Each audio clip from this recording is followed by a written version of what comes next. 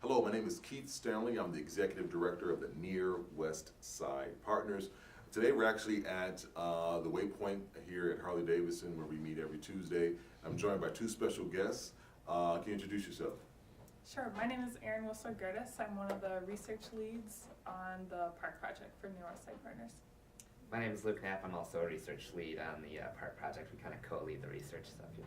So we work closely with the Center for Peacemaking, and both these graduate students, have already graduated, are, I should say, employees of sorts for the Near West Side, work at the Center for Peacemaking. For those who don't know what Center for Peacemaking is, can you explain, Erin, what that is? Absolutely. So the Center for Peacemaking is a research institute on Marquette's campus, and they do several different initiatives, both locally and globally, that all revolve around nonviolence. And we were so lucky to be partnered with the PARC project because that is such an important initiative right in our backyard that we can work on these nonviolent interventions. So let's talk about your role with the PARC project. Luke, if you can, let's talk about some of the projects that you've been involved in, and we go to you and about some of the outcomes.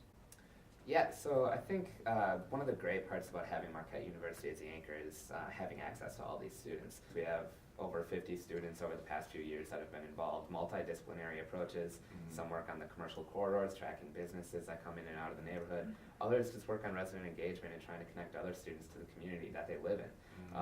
So that's probably one of the major things that we like to do, is connect students with the community. I've also worked a lot on the Brighter Near West Side initiative, That is our lighting challenge. That is our lighting challenge, yep. And that's focused on trying to provide residents with subsidized lighting options for their home or for the apartment buildings. And so this adds a sense of security, and also just beautifies the neighborhood, right? It makes it look really nice. And so we've been focusing a lot on that in the Concordia neighborhood, but also the surveys is one of our major initiatives that we work on. So for those of you who may not be familiar, the Near West Side is really a data-driven organization, in particular with our PARC program, that we survey our students, our businesses, employees, employers, residents about their perceptions and issues and successes within the community. Center for Peacemaking has a major role in that. Luke, you just tell us about that role that Center for Peacemaking plays when it comes to this now 3-year initiative with our surveys. Sure. So, like you had mentioned, the Center for Peacemaking coordinates this survey initiative, and along with the Democracy Lab as well.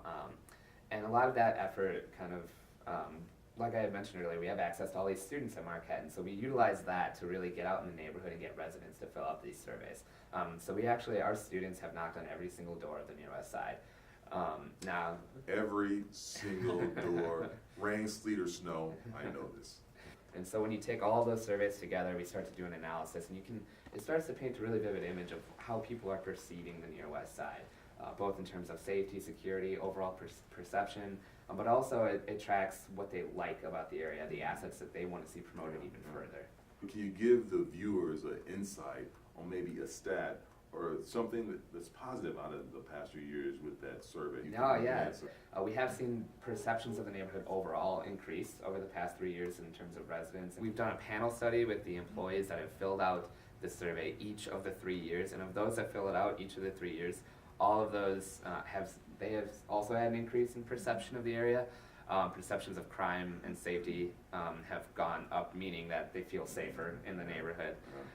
We've also been able to identify what people are most concerned with. So lighting in the neighborhood was a major concern, and so that's what came about the Brighter Near West Side, the lighting challenge. We've also had concern about certain properties, and that's how Good Neighbor, that Erin will talk about, started to come about and really gain momentum. Let's bring Erin into this. So Erin, Luke has been able to highlight a number of different programs. Can you add more to what some things you're working on? Absolutely. So I think what's really unique about these surveys is you have 3 distinct populations sharing what they want to see in terms of interventions. And then we have the blessing of turning these interventions into reality. And one of those interventions I want to talk about is the Good Neighbor program. So the Good Neighbor designation means that these property managers are going above and beyond what this minimum state law requires them to do. So in terms of safety, in terms of their aesthetic of the building, in terms of their access to their tenants, These are quality property managers and owners, and we're trying to give tenants on the near west side better housing options, better housing stock to come to this neighborhood. So to date, we have almost 50 properties on the near west side that are Good Neighbor designated. We're also working with other property managers and owners on the near west side to be able to bring them up to a higher standard. And one of the stats I want to talk about is over 46 DNS code violations have been abated.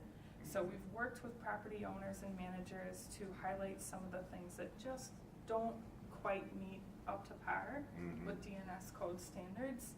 And they have been extremely receptive in getting those things fixed. So for those who may not be aware, we work closely with Center for Peacemaking to identify Department of Neighborhood Services code violations in the neighborhood.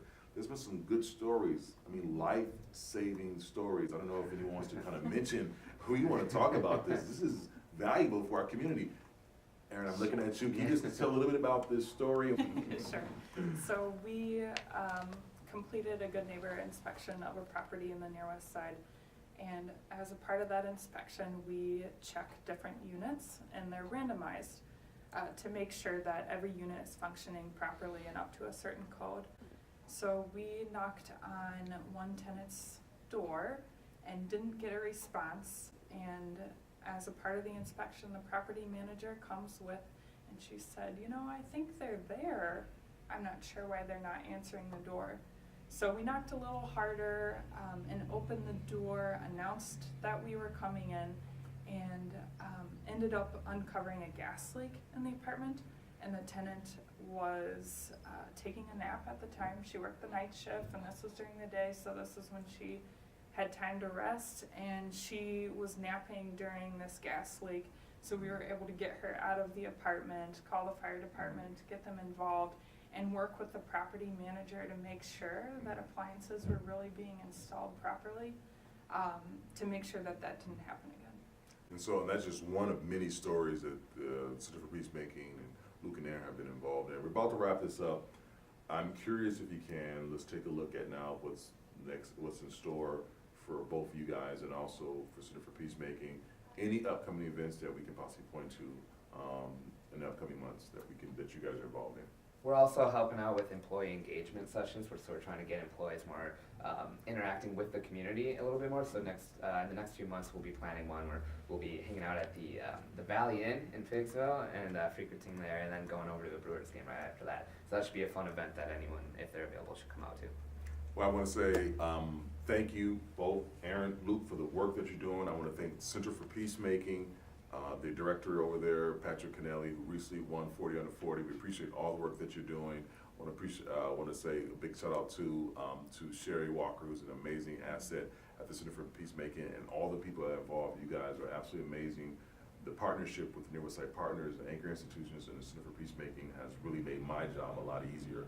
And I just want to publicly say that. And with that said, thank you, Luke, thank you, Erin, for being supportive of Near West Side and joining us today as we explore more about what's happening with the Near West Side Partners and our Promoting Assets Reducing Crime program.